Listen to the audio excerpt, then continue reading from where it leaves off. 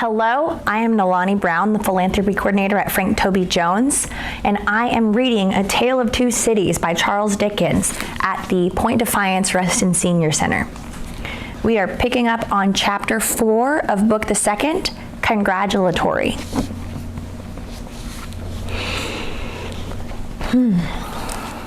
Chapter 4. From the dimly lighted passages of the court, the last sediment of the human stew that had been boiling there all day was straining off when Dr. Manette, Lucy Manette, his daughter, Mr. Lorry, the solicitor for the defense, and its counsel, Mr. Stryver, stood gathered around Mr. Charles Darnay, just released, congratulating him on his escape from death. It would have been difficult by a far brighter light to recognize in Dr. Manette, intellectual of face and upright of bearing, the shoemaker of Garrett in Paris. Yet, no one could have looked at him twice without looking again, even though the opportunity of observation had not extended to the mournful cadence of his low, grave voice, and to the abstraction that overclouded him fitfully, without any apparent reason. While one external cause, and that a reference to his long lingering agony, would always, as on the trial, evoke this condition from the depths of his soul, it was also in its nature to arise of itself, and to draw gloom over him, as incomprehensible to those unacquainted with his story as if they had seen the shadow of the actual Bastille thrown upon him by a summer's sun, when the substance was 300 miles away. Only his daughter had the power of charming this black brooding from his mind. She was the golden thread that united him to a past beyond his misery, and to a present beyond his misery, and the sound of her voice, the light of her face, the touch of her hand, had a strong beneficial influence with him almost always. Not absolutely always, for she could recall some occasions on which her power had failed, but they were few and slight, and she believed them over. Mr. Darnay had kissed her hand fervently and gratefully, and had turned to Mr. Stryver, whom he warmly thanked. Mr. Stryver, a man of little more than 30, but looking 20 years older than he was, stout, loud, red, bluff, and free from any drawback of delicacy, had a pushing way of shouldering himself, morally and physically, into companies and conversations that argued well for his shouldering his way up in life. He still had his wig and gown on, and he said, squaring himself to his late client to that degree that he squeezed the innocent Mr. Lorry clean out of the group, "I am glad to have brought you off this with honor, Mr. Darnay. It was an infamous prosecution, grossly infamous, but not the less likely to succeed on that account. You have laid me under an obligation to your life in two senses," said his late client, taking his hand. "I have done my best for you, Mr. Darnay, and my best is as good as another man's, I believe. It clearly being incumbent on somebody to say, 'Much better,'" Mr. Lorry said. Perhaps not quite disinterestedly, but with the interested object of squeezing himself back again. "You think so?" said Mr. Stryver. "Well, you have been present all day, and you ought to know. You're a man of business, too." "As such," quoth Mr. Lorry, whom the counsel learned in the law had now shouldered back into the group, just as he had previously shouldered him out of it. "As such, I will appeal to Dr. Manette to break up this conference and order us all to our homes. Miss Lucy looks ill. Mr. Darnay had a terrible day. Mr. Darnay has had a terrible day, and we are worn out." "Speak for yourself, Mr. Lorry," said Stryver. "I have a night's work to do yet. Speak for yourself." "I speak for myself," answered Mr. Lorry, "and for Mr. Darnay, and for Miss Lucy. And, Miss Lucy, do you not think I may speak for us all?" He asked the question pointedly, and with a glance at her father. His face had become frozen, as it were, in a very curious look at Darnay, an intent look, deepening into a frown of dislike and distrust, not even unmixed with fear. With his strange expression on him, his thoughts had wandered away. "My father," said Lucy, softly laying her hand on his. He slowly shook the shadow off and turned to her. "Shall we go home, my father?" With a long breath, he answered, "Yes." The friends of the acquitted prisoner had dispersed, under the impression, which he himself had originated, that he would not be released that night. The lights were nearly all extinguished in the passages. The iron gates were being closed with a jar and a rattle, and the dismal place was deserted until tomorrow morning's interest of gallows, pillory, whipping post, and branding iron should repeople it. Walking between her father and Mr. Darnay, Lucy Manette passed into the open air. A hackney coach was called, and the father and daughter departed in it. Mr. Stryver had left them in the passages, and to shoulder his way back into the robbing room. Another person who had not joined the group or interchanged a word with any one of them, but who had been leaning against the wall there, where its shadow was darkest, had silently strolled out after the rest, and had looked on until the coach drove away. He now stepped up to where Mr. Lorry and Mr. Darnay stood upon the pavement. "So, Mr. Lorry, men of business may speak to Mr. Darnay now?" Nobody had made any acknowledgement of Mr. Carton's part in the day's proceedings. Nobody had known it. He was unrobed, and none the better for it in appearance. If you knew what a conflict goes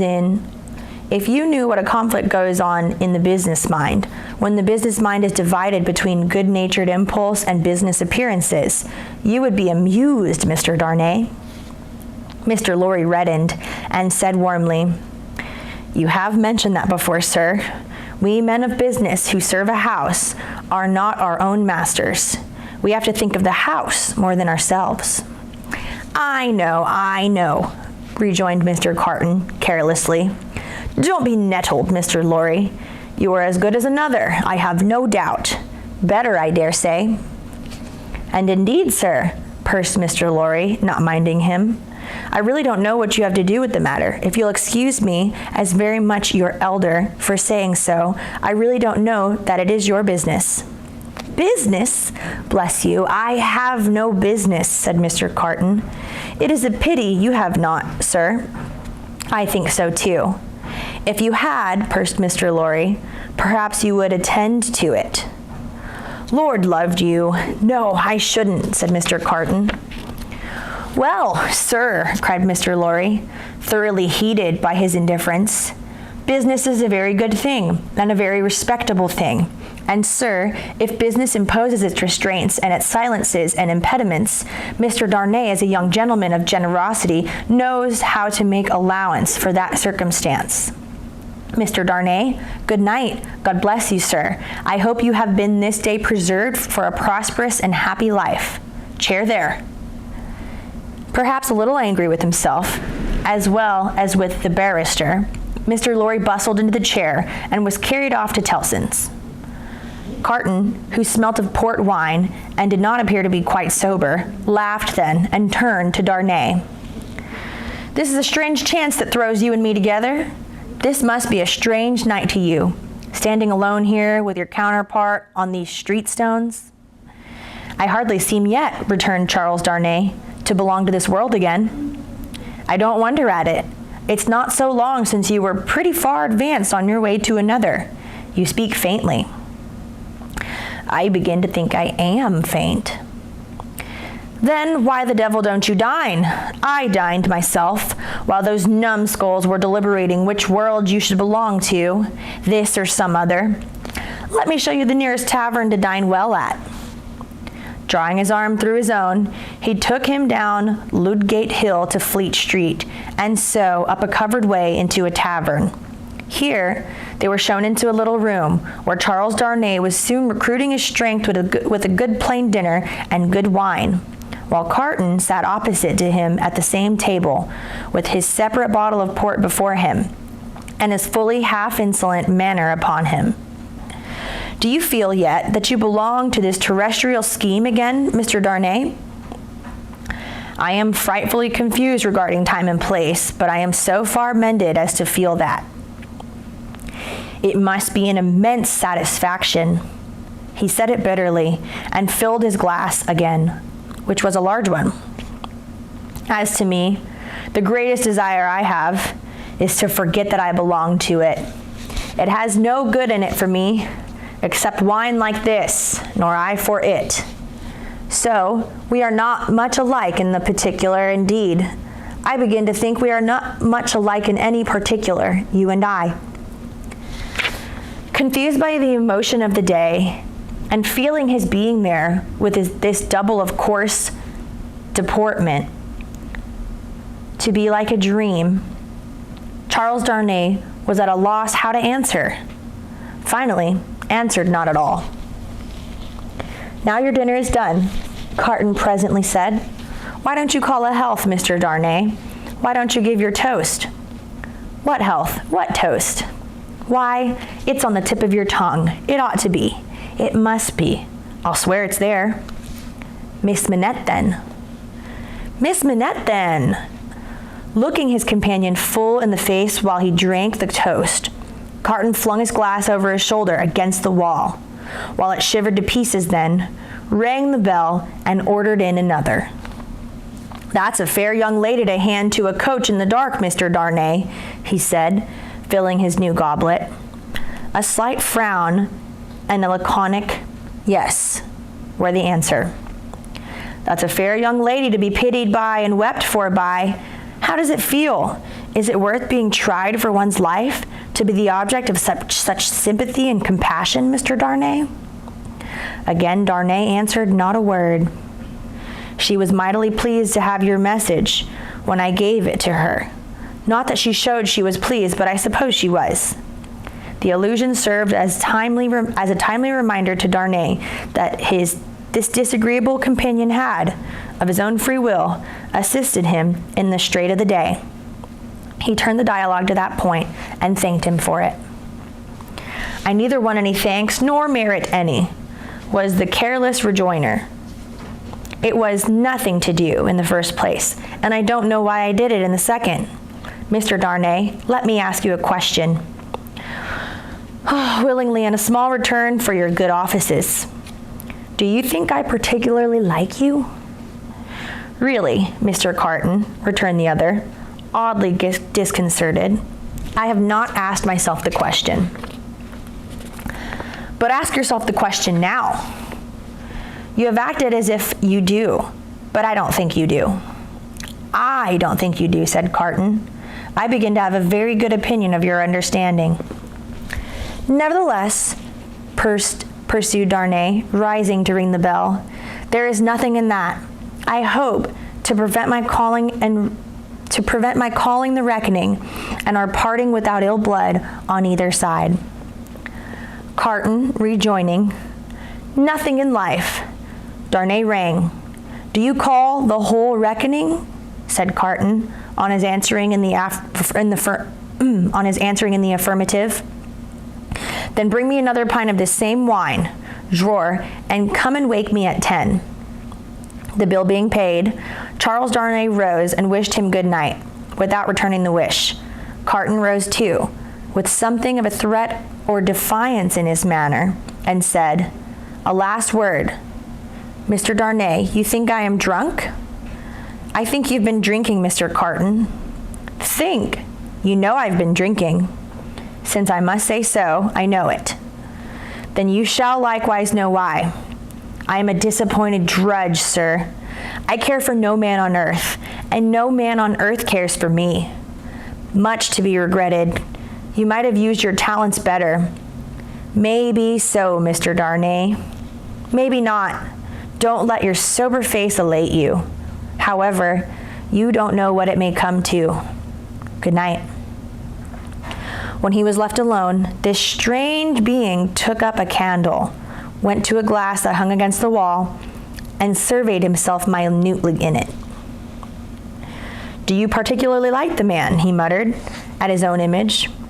"Why shouldn't you particularly like a man who resembles you? There is nothing in you to like, you know that. Ah, confound you, what a chance you have made in yourself. A good reason for taking to a man that he shows you what you have fallen away from and what you might have been.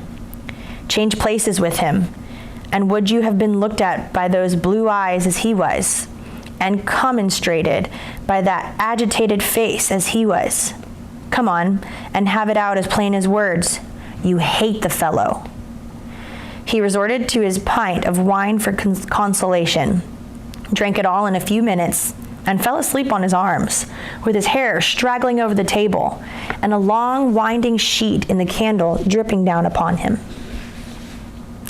Chapter 5. The Jackal. Those were drinking days, and most men drank hard.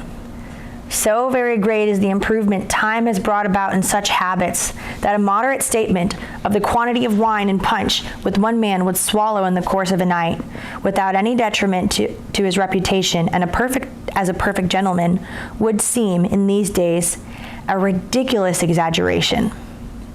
The learned profession of the law was certainly not behind any other learned profession in its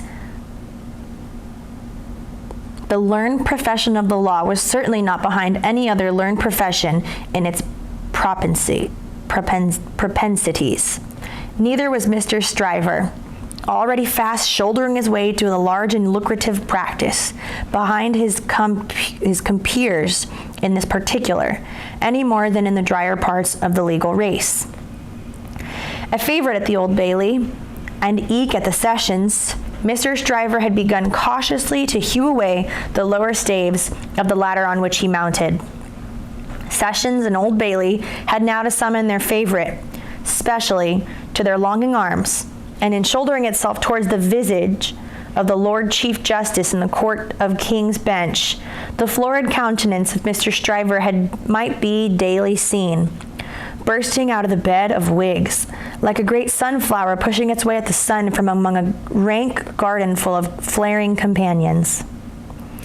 It had once been noted at the bar that while Mr. Stryver was a glib man, and an unsculpturous, and a ready, and a bold, he had not that faculty of extracting the essence from a heap of statements, which is among the most striking and necessary of the advocate's accomplishments. But a remarkable improvement came upon him as to this. The more business he got, the greater his power seemed to grow of getting at its pith and marrow. And however late at night he sat carousing with Sidney Carton, he always had his points at his fingers' ends in the morning. Sidney Carton, idlest and most unpromising of men, was Stryver's great ally. What the two drank together between Hilary Term and Michaelmas might have floated a king's ship. Stryver never had a case in hand, anywhere, but Carton was there, with his hands in his pockets, staring at the ceiling of the court. They went the same circuit, and even there they prolonged their usual orgies late into the night. And Carton was rumored to be seen at broad day, going home stealthily and unsteadily to his lodgings like a dissipated cat. At last, it began to get about, among such as were interested in the matter, that although Sidney Carton would never be a lion, he was an amazingly good jackal, and that he rendered suit and service to Stryver in that humble capacity. 10 o'clock, sir, said the man at the tavern, whom he had charged to wake him. 10 o'clock. What's the matter? It's 10 o'clock, sir. What do you mean, 10 o'clock at night? Yes, sir, your honor told me to call you. Go! I remember. Very well, very well. After a few dull efforts to get to sleep again, which the man dexterously combated by stirring the fire continuously for 5 minutes, he got up, tossed his hat on, and walked out. He turned into the temple and, having revived himself by twice pacing the pavements of King's Bench Walk and Paper Buildings, turned into the Stryver chambers. The Stryver clerk, who never assisted at these conferences, had gone home, and the Stryver principal opened the door. He had his slippers on, and a loose bedgown, and his throat was bare for his greater ease. He had rather wild, strained, smeared marking about the eyes, which may be observed in all free livers of his class, from the portrait of Jeffreys downward, and which can be traced under various disguises of art through the portraits of every drinking age. "You are a little late, Memory," said Stryver. "About the usual time, it may be a quarter of an hour later." They went into a dingy room lined with books and littered with papers. There was a blazing fire. A kettle steamed upon the hob, and in the midst of the wrecked papers, a table shone, with plenty of wine on it, and brandy, and rum, and sugar with lemons. "You have to hold your bottle, I perceive, Sidney." "2 tonight, I think. I have been dining with the day's client, or seeing him dine. It's all one." "That was a rare point, Sidney, that you brought to bear upon the identification. How did you come by it? When did it strike you?" "I thought he was a rather handsome fellow, and I thought I should have been much the same sort of fellow, if I had any luck." Mr. Stryver laughed, till he shook his precious paunch. "You and your luck, Sidney. Get to work, get to work." Sullenly enough, the Jackal loosened his dress, went into an adjoining room, and came back with a large jug of cold water, a basin, and a towel or two. Steeping the towels in the water, and partially wringing them out, he folded them on his head in a manner hideous to behold, sat down at a table, and said, "Now I'm ready." "Not much boiling down to be done tonight, Memory," said Mr. Stryver, gaily, as he looked among his papers. "How much?" "Only 2 sets of them." "Give me the worst first." "There they are, Sidney. Fire away." The lion then composed himself on his back on a sofa on one side of the drinking table, while the Jackal sat at his own paper-bestrewn table proper, and on the other side of it, with the bottles and glasses ready to his hand. Both resorted to the drinking table without stint, but each in a different way. The lion, for the most part, reclining with his hands in his waistband, looking at the fire, or occasionally flirting with some lighter document. The Jackal, with knitted brows and intent face, so deep in his task that his eyes did not even follow the hand he stretched out for his glass, which often groped about for a minute or more before it found the glass for his lips, 2 or 3 times. The matter in hand became so naughty that the Jackal found it imperative on him to get up and steep his towels anew. From these pilgrimages, the jug and basin, he returned with such eccentricities of damp headgear as no words can describe, which were made the more ludicrous by his anxious gravity. At length, the Jackal got together a compact repast for the lion and proceeded to offer it to him. The lion took it with care and caution, made his selections from it and his remarks upon it, and the Jackal assisted both. When the repast was fully discussed, the lion put his hands in his waistband again and lay down to meditate. The Jackal then invigorated himself with a bumper for his throttle and a fresh application to his head, and applied himself to the collection of a second meal. This was administered to the lion in the same manner as was not disposed of until the clock struck 3 in the morning. "And now we have done, Sidney. Fill a bumper of punch," said Mr. Stryver. The Jackal removed the towels from his head, which had been steaming again, shook himself, yawned, shivered, and compiled. "You were very sound, Sidney, in the matter of those Crown witnesses today. Every question told." "I always am sound, am I not?" "I don't gainsay it. What has roughened your temper? Put some punch to it and smooth it again." With a deprecatory grunt, the Jackal again compiled. The old Sidney Carton of old Shrewsbury school, said Stryver, nodding his head over him as he reviewed him in the present and the past. The old seesaw Sidney, one up and down the next, now in spirits and now in despondency. Ah, returned the other, sighing. Yes, the same Sidney, with the same luck. Even then, I did exercises for other boys, and seldom did my own. And why not?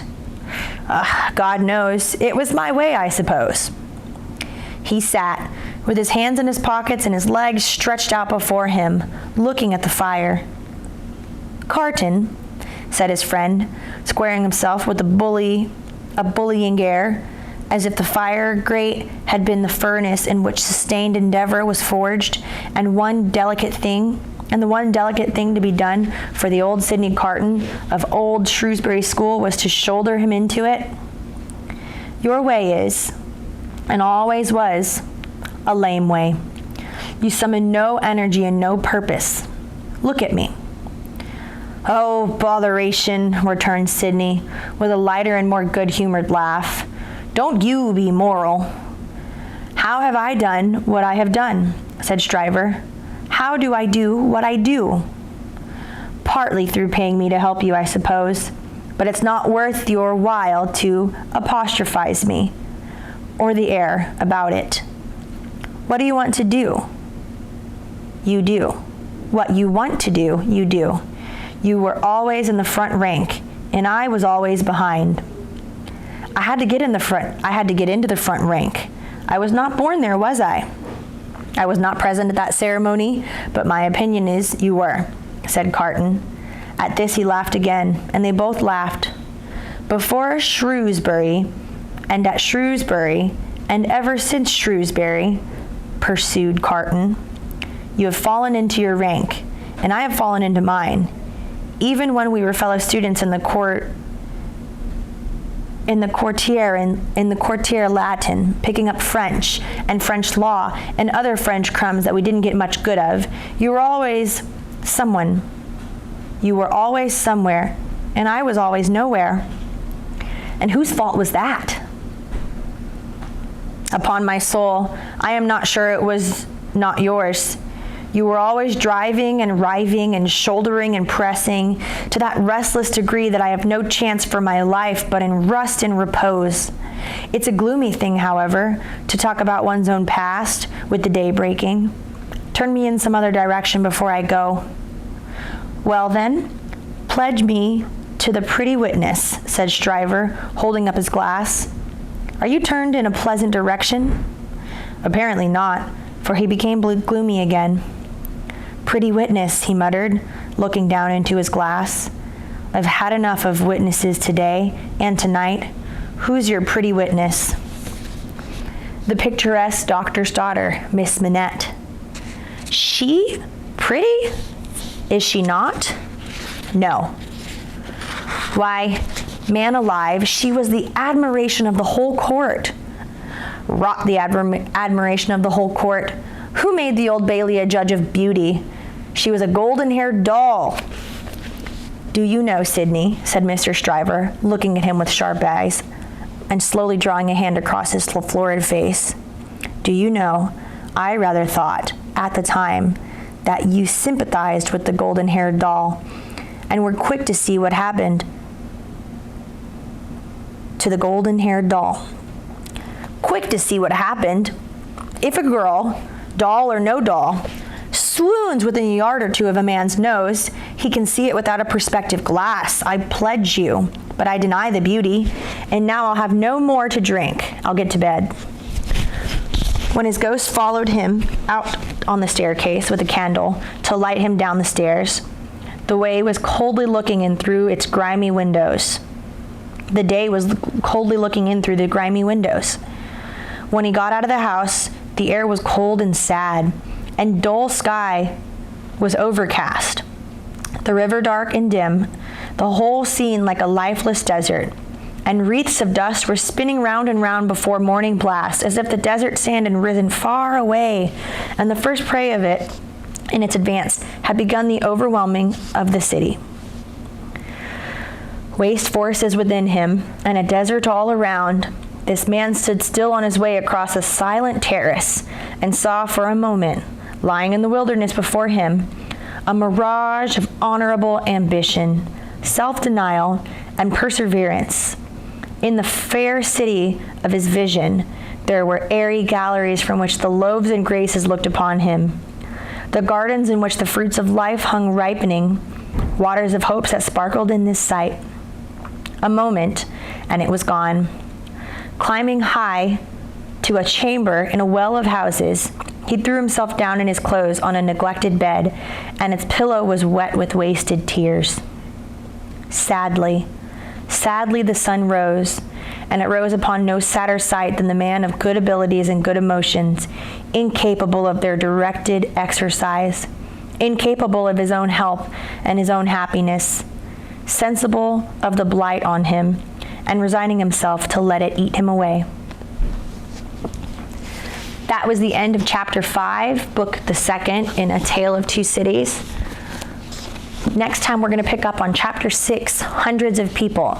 I am Nalani Brown, philanthropy coordinator for Frank Toby Jones. Thank you for listening, and hope you'll hear the next one.